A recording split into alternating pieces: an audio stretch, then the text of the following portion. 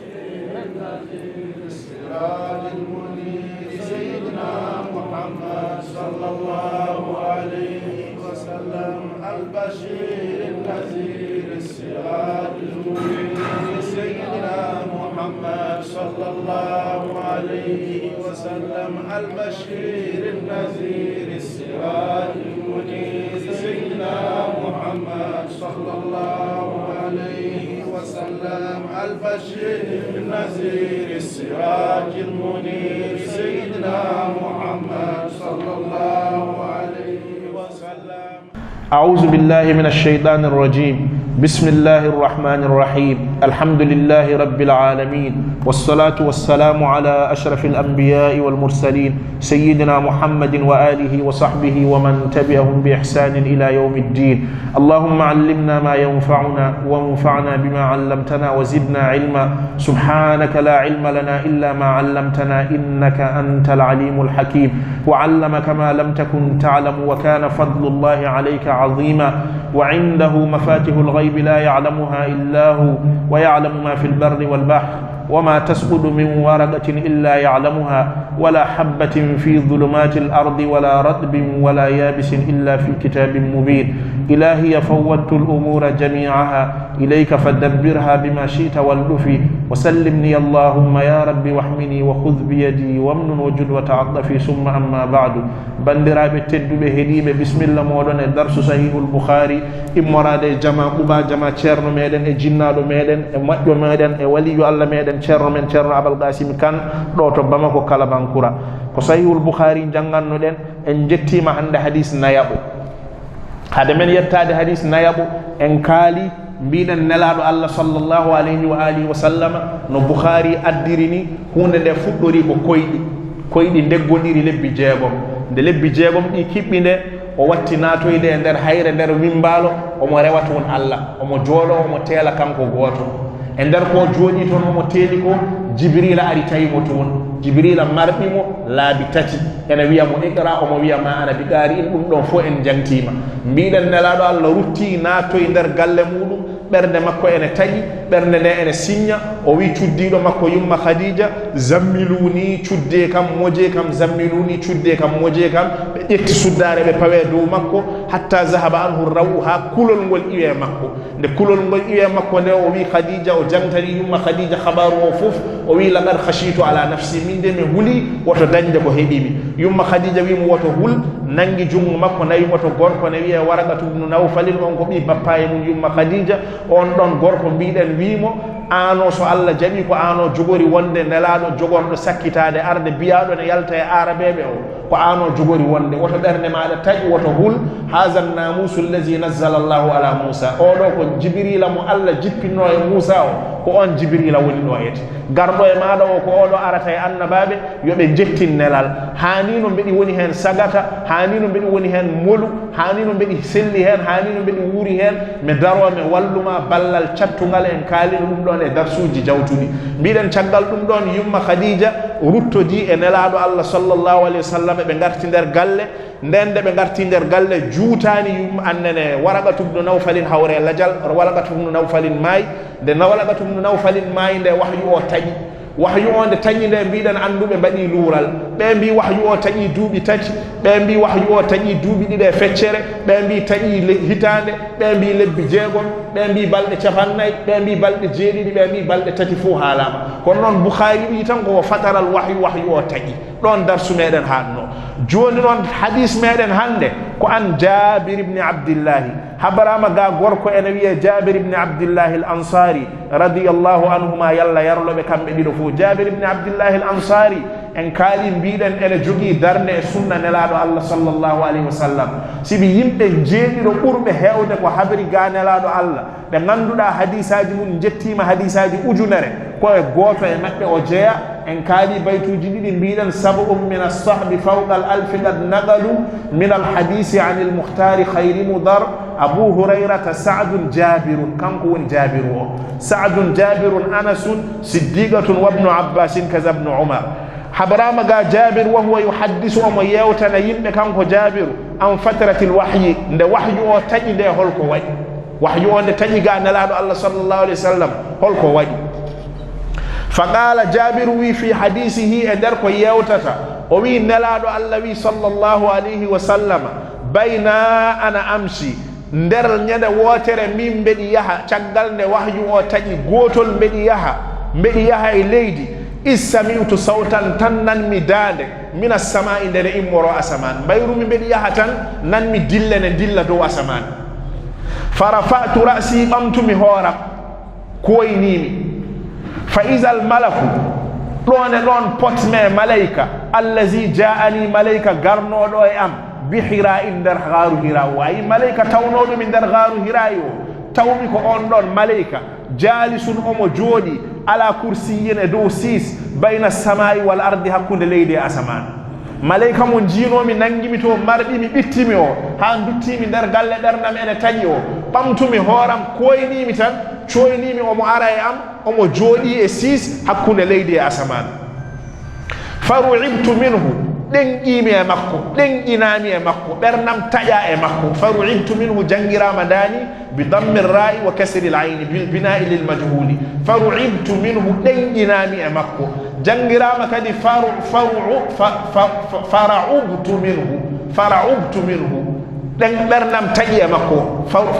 فرعبت منه برنام تايا مكو بضم العين بفتح الراء وضم العين فرجعت دوتيني فقلت بيني زملوني موجيكم جوني ويلتي بوال تشغال ne wahyu o tagi o wayri o mo yahatan o nani wonko dillata hakkunde leydi asaman o bamti darande makko o fote jibrila en ara lawol gongol kono non goldo are makko ko ene jodi e dow sis hakkunde leydi asaman ndende o soynima malaika o farajatu don duttimi patumi der galle bernam taji kadi fa qultu mimi zammiluni mojekam cudde kam fa anzala Allah alla jippini taala alla tawdo ya ayyuhal muddassiru ehema an mojido suddare immo daroda fa anzir jertino ya yimbe be hankadinnam a wadama nelado immo daroda fa anzir jahal jertino ya yimbe be immo daroda jertino ya yimbe be ya mbiyo ya yimbe be Allah ko goto ya mbiyo ya yimbe be ka nelado Allah ya mbiyo ya yimbe be sobe mayi ko immo tobe ya mbiyo ya yimbe be sobe mayi aljanna ne wodi ya mbiyo ya yimbe be sobe ngofi Allah sobe mayi jeengol ene wodi dum don fo naati inzaru e haftuda daroda fa anzir jaha jertino ya yimbe wa rabbaka jome fakabbir mawnin jome teddin jome wa rabbaka fakabbir teddin jome damgal ana bebe ene newi ene yaaji wonko wone damgal ana bebe ene wiye mala yastahilu bil ikasi ko wencorta ko wencitede ko be kala kelima o hato jofirta to ada wawi bamtude to jofirito ngara to fuddorte gaayete odo aya joni ko non way wa rabbaka fakabbir ada wawi bamrude ra o duttoda caggal biya rabbaka fakabbir no yaari ndayete jungo nyamoni ada wawi ruttorade non rabbaka fakabbir jungo nano dum do koy demgal arabe be tan woodi ene ay hono mun ene qur'ana kadi ene wiya kullun fi falakin ko non way kullun fi falakin ada wawi jangude puddoroda funnange ndo bange nyaamu ha jettoyda bange nano ada wawi ruttade bange nano kadi bama bange nano jettoyda ha bange nyaamu kullun fi falakin dido kalimaji didi woni ko are der qur'ana wa rabbaka fakabbir ko jumla tamma kullun fi falakin ko jumla tamma rabbaka fakabbir ko jumla min mubtada'in do jumla fi'liya kullun fi falakin ko jumla ismiya didi fo ngare der qur'ana demgal arabe ene newi hanu fi dum addani Allah suade demgal ngal jippine mudum qur'ana min be jangalno français lawol gotol be jangalno e jungo chrétien janginanno da mino ko chrétien o mo andi mino ko mi almude qur'ana nde o darsini o gayni fof o wiya hoko arabe be ne mbi hoko buhturi en mbi hoko abi tamami en mbi hoko mutanabbi en mbi o wona e sabidde arabe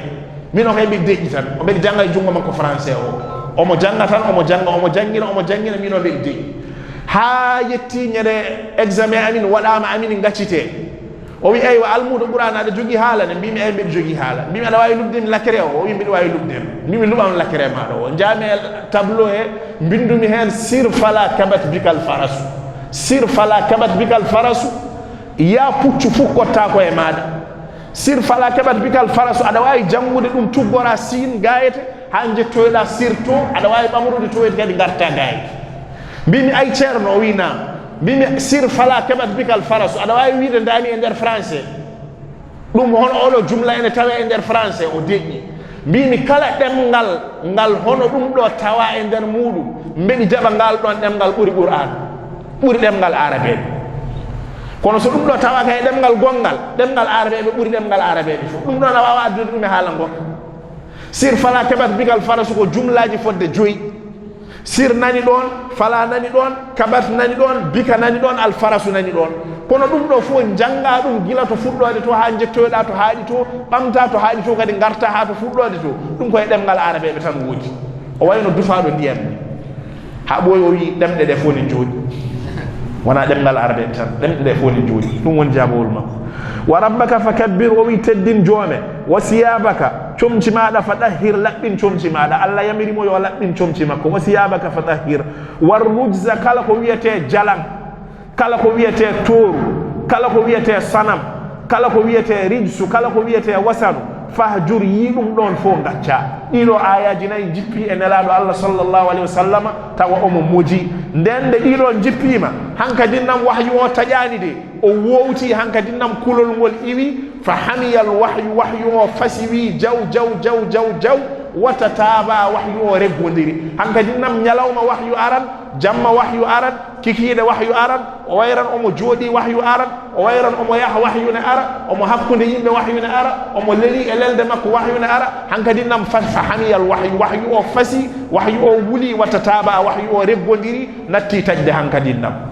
عن جابر بن عبد الله حبرام جابر بن عبد الله الأنصاري أنصاريانك رضي الله عنهما يلا يرلو كم بدير فوق وهو يحدث توم يوتا عن فترة الوحي قال تجب الوحي فقال وفي في حديثه يوتر مكو بين أنا أمشي ندر لاول قوت المينو من إياها إذ سمعت تننمي دون ننمي بيتي من ننمي إذ فرت دكو بيتقول بيتي من ننمي صوتا دان من السماء إمراد أسمان فرفعت رأسي ممتمي هورا فإذا الملك الذي ndeka yo on malaika mo jiinomi jaani garnodo e am bi hiraa'in nder wimbalo hiraw coyni momi jalisun omo joodi ala kursiyina dow 6 bayna as-samaa'i wal ardi hakkunde leydi e asaman faru ibtu minhu bernam taƴe makko fara'ubtu minhuma walla faru ibtu minhu ɗiɗi fo ene sella faraja'tu duttimi faqultu mbimi zammiluni moje kam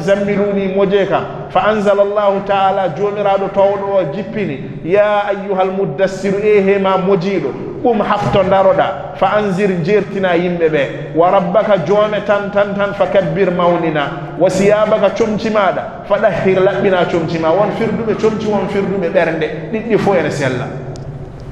wa siyabaka fa ɗahhir dow ko goddu sukunde ɗum ko finite dow ko goddu sukundu a flaɓe ɓe keneya arabuka kana wa siyabaka fa ɗahhir laɓɓina comci maɗa war rujza kala ko wiyete jalan kala ko wiyete toru fahjur yi ɗum kiiɗoɗa ɗum ndende ɗum ɗo wiyama ɗum ɗo waɗi ha gasi o wiyama dani to mojiɗo hankadinnam o wowti kulol ngol iwi fa hamiyal wahyu o fasi firti hankadinnam yettima kaddi muɗum wahyu o wuli wi jaw wata taaba wahyu o reggodiri hankadinnam wahyu o wone jippade makko اللهم صل أفضل صلاة على أسعد مخلوقاتك سيدنا محمد وعلى آله وصحبه وسلم معلوماتك ومداد كلماتك كلما ذكرك الذاكرون وغفل عن ذكره الغافلون اللهم صل أفضل صلاة على أسعد مخلوقاتك سيدنا محمد وعلى آله وصحبه وسلم عدد معلوماتك ومداد كلماتك كلما ذكرك الذاكرون وغفل عن ذكره الغافلون اللهم صل أفضل صلاة على أسعد مخلوقاتك سيدنا محمد وعلى آله وصحبه وسلم عدد معلوماتك ومداد كلماتك كلما ذكرك الذاكرون وغفل عن ذكره الغافلون سبحان ربك رب العزة عما يصفون وسلام على المرسلين والحمد لله رب العالمين